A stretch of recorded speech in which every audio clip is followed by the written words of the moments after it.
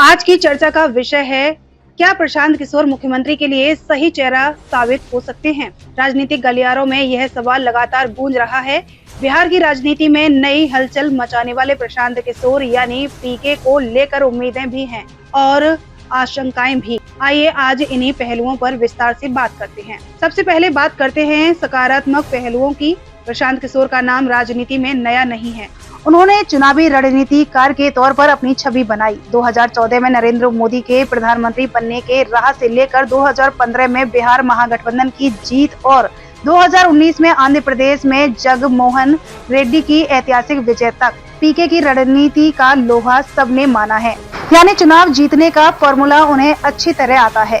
वे जानते हैं कि जनता को कैसे जोड़ा जाए, कैसे संदेश पहुंचाया जाए और कैसे जमीनी स्तर पर संगठन खड़ा किया जाए। यही कारण है कि जब उन्होंने बिहार में जन स्वराज अभियान शुरू किया तो लोगों की निगाहें उन पर टिक गईं। गांव-गांव, घर-घर जाकर वे जनता से संवाद कर रहे हैं। राजनीति में भीड़ और नेटवर्क बेहद अहम होते हैं और पीके इस दिशा में मेहनत कर रहे हैं। अब बात करते हैं उनकी छवि और सोच की। पीके को लोग साफ सुथरी राजनीति का चेहरा मानते हैं। अब तक वे किसी भ्रष्टाचार के आरोप में नहीं फंसे हैं। उनकी छवि बौद्धिक, पढ़े लिखे और आधुनिक सोच वाले नेता की है।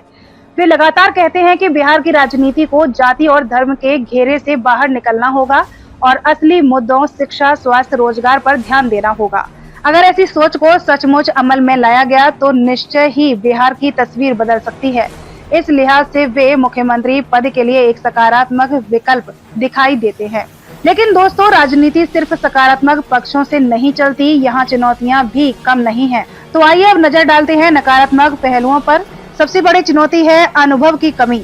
प्रशांत किशोर चुनाव जिताने के रणनीतिकार तो रहे हैं, लेकिन खुद कोई चुनाव नहीं लड़े हैं। राजनीति और सत्ता चलाना सिर्फ रणनीति का खेल नहीं है, बल्कि यह संगठन, प्रशासन और नेतृत्व की परीक्षा भी है। मुख्यमंत्री बनने के बाद आपको नौकरशाही संभालनी होती है, विधायकों को मैनेज करना होता है और जनता की उम्मीदों पर खरा उतरना होता है। यानी सवाल यह है कि क्या रणनीतिकार पीके, नेता पीके भी उतने ही सफल साबित होंगे। दूसरी चुनौती है संगठन और आधार वोट बैंक की कमी।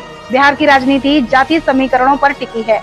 आरजेडी का यादव मुस्लिम समीकरण है, जेडीयू का कुर्मी, निषाद और पिछड़े वर्गों में पकड़ है, बीजेपी का ऊपरी जातियों और शहरी वोटरों में आधार है।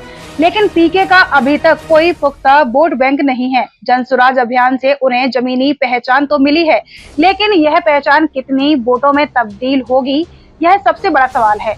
तीसरी चुनौती राजनीतिक विरोध। बिहार जैसे राज्य में नए चेहरे को जगह बनाना आसान नहीं है। नीतीश कुमार हो या लालू तेजस्वी यादव, दोनों परिवार और दोनों दल दशकों से राजनीति पर हावी हैं। इसके बीच पीके के लिए जगह बनाना बहुत मुश्किल काम है। सत्ता में बैठे लोग और विपक्ष दोनों ही उन्हें चुनौती की तरह देखते हैं और हर मौके पर घेरते हैं। चौथी बात, जनता की उम्मीदें और हकीकत का फासला। पीके लगातार कहते हैं कि वे बिहार की राजनीति को बदल देंगे, लेकिन जनता सवाल पूछती है कैसे। बिहार की आर्थिक स्थिति, बेरोजगारी, शिक्षा, स्वास्थ्य जैसी समस्याएं गहरी हैं। केवल भाषण और नारे से इनका समाधान नहीं होगा। अगर पीके मुख्यमंत्री बन भी गए तो क्या वे इन समस्याओं को हल कर पाएंगे या फिर वे भी बाकी नेताओं की तरह वादों तक ही सीमित रह जाएंगे। और आखिर में व्यक्तित्व और नेतृत्व शैली। पीके की छवि अब तक रणनीति बनाने वाले दिमाग की रही है, न कि जनता को भावनाओं से जोड़ने वाले नेता की। नेता बनने के लिए करिश्माई अपील चाहिए, भीड़ को खींचने की क्षमता चाहिए। यहाँ पर उनका इम्तिहान बाकी बड़े नेताओं के मुकाबले और कठिन हो जाता है। तो कुल मिलाकर तस्वीर दोनों तरह की है। एक तरफ प्रशांत किशोर पढ़े लिखे, साफ छवि वाले, आधुनिक सोच वाले और रणनीति में माहिर शख्स हैं। अगर वे मुख्यमंत्री बनते हैं तो बिहार को जातिवाद और भ्रष्टाचार से बाहर निकालकर नई दिशा देने की संभावना रखते हैं। लेकिन दूसरी तरफ उनके पास अनुभव की कमी है, मजबूत वोट बैंक नहीं है, संगठन कमजोर है और करिश्माई अपील भी सीमित है। सवाल यही है कि क्या वे इन कमजोरियों को पार कर पाएंगे। तो दोस्तों, प्रशांत किशोर मुख्यमंत्री के लिए कैसा रहेंगे, इसका जवाब फिलहाल मिश्रित है। कुछ लोग उन्हें बिहार की राजनीति का भविष्य मानते हैं तो कुछ उन्हें हवा में तैरता सपना। सच्चाई यही है कि राजनीति लंबी दौड़ का खेल है। पीके अगर लगातार जनता से जुड़े रहे, संगठन खड़ा करे और चुनावी मैदान में उतरकर खुद को साबित करे तो हो सकता है कि एक दिन वे मुख्यमंत्री की कुर्सी तक पहुंच जाएं। लेकिन जब तक यह सब नहीं होता, यह सवाल बना रहेगा। क्या पीके सिर्फ रणनीतिक कार है या भविष्य के मुख्यमंत्री भी? मैं हूँ रेनू, देखते रहिए न्यूज़ अड्डा 24। धन्यवाद।